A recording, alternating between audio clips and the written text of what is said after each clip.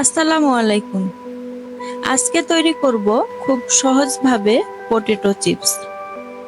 বাচ্চারা এই ধরনের চিপস কিন্তু অনেক পছন্দ করে। বিকেলের নাস্তা অথবা স্কুলের টিফিনে তৈরি করে দিতে পারেন। আমার ভিডিওগুলো যদি ভালো লেগে থাকে তাহলে চ্যানেলটি সাবস্ক্রাইব করে সাথেই থাকবেন।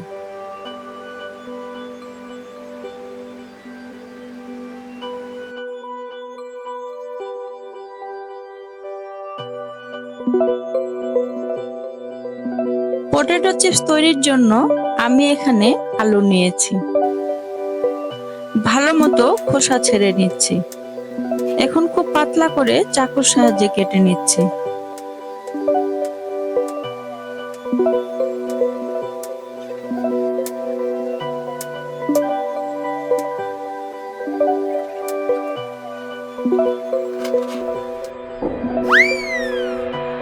কেটে নেওয়া হয়ে গিয়েছে। দেখতে পাচ্ছেন আমি কিরকম পাতলা করে কেটেছি। এখন পানি দিয়ে ভালো মতো ধুয়ে নিব।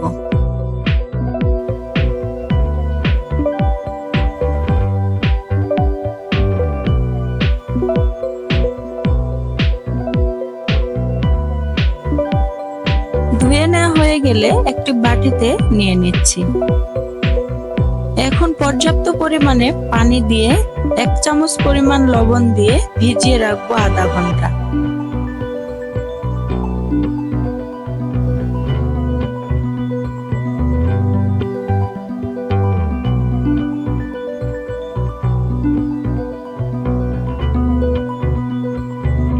এদিকে আমি একটি মিশ্রণ রেডি করে নিচ্ছি। হাফ কাপ নিলাম ময়দা, 2 টেবিল চামচ নিলাম চালের গুঁড়া, 2 টেবিল চামচ কর্নফ্লাওয়ার, 1 টেবিল চামচ গ্রেট করা রসুন, চাইলে এখানে রসুন বাটাও দিতে পারেন, 1 টেবিল চামচ দিলাম ধনেপাতা কুচি, স্বাদ মতো লবণ, হাফ চা চামচ লাল মরিচের গুঁড়া, হাফ চা চামচ চিলি ফ্লেক্স। সুন্দর একটি ফ্লেভারের জন্য দিলাম হাফ চা চামচ অরিগেনো। সবগুলো ভালো মতো মিশিয়ে একটি পাতলা ব্যাটার তৈরি করে নেব।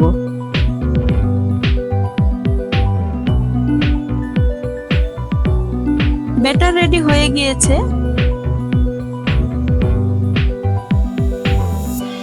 অন্যদিকে কিন্তু আলুর চিপস গুলো আধা ঘন্টা হয়ে গিয়েছে। এখন এগুলো শাসলিকের কাঠিতে গেঁথে নিব।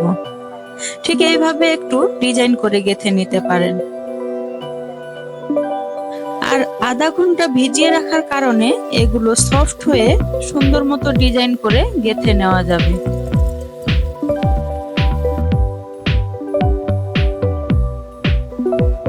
সবগুলো গেঁথে নেওয়া হয়ে গিয়েছে।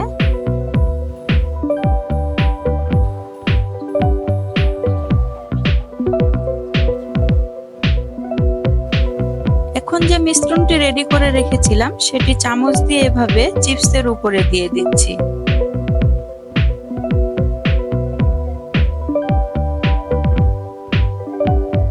এভাবে কিছুক্ষণ ধরে রাখলে অতিরিক্ত ব্যাটারটি ঝরে পড়ে যাবে।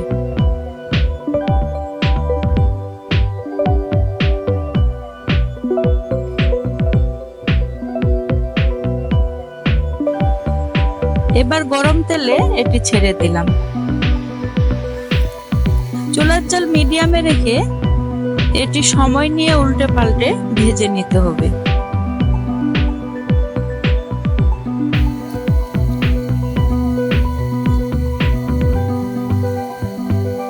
এক পাশ হয়ে গিয়েছে, আমি অন্য পাশে উল্টে দিচ্ছি।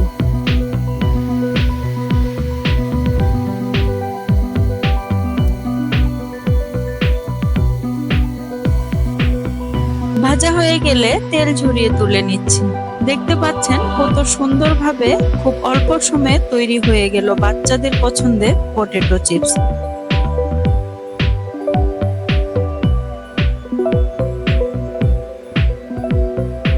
এভাবে বাসায় ট্রাই করে দেখতে পারেন।